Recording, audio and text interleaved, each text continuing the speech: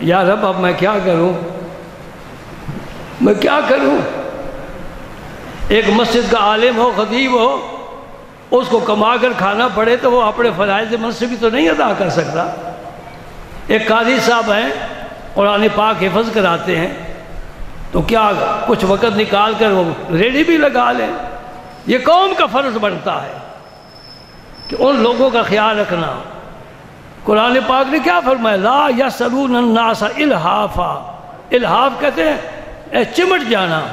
ایسے میرے بندے ہیں جو لوگوں سے چمٹ کر سوال نہیں کرتے۔ یحسبهم الجاہل اغنیاء من التعفف، وہ چونکہ لوگوں سے مانگتے نہیں ہیں تو لوگ سمجھتے شاید انہیں ضرورت نہیں ہے۔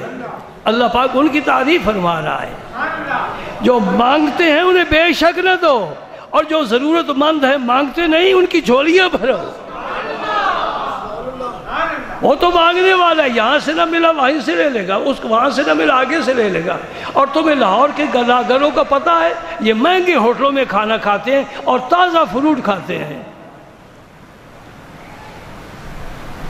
داؤد علیہ السلام بڑے افسردہ ہو گئے، بڑے آزردہ ہو گئے۔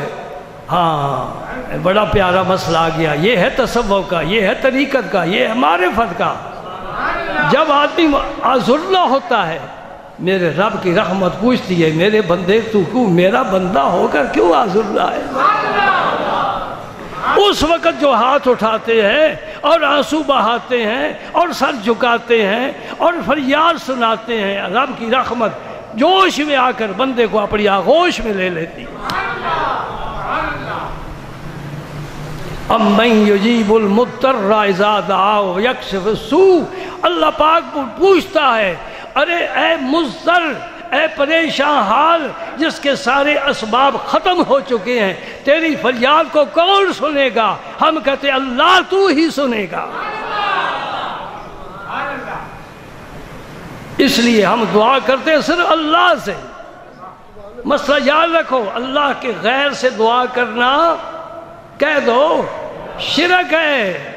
اللہ کے غیر سے دعا کرنا شرک ہے، صرف اللہ سے دعا کرنا یہی توحید ہے۔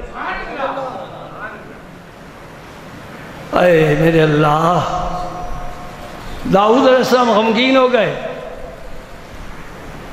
پیغام آ گیا، رحمت کا پیغام آ گیا۔ داؤد ہم نے تجھے سکھا دیا۔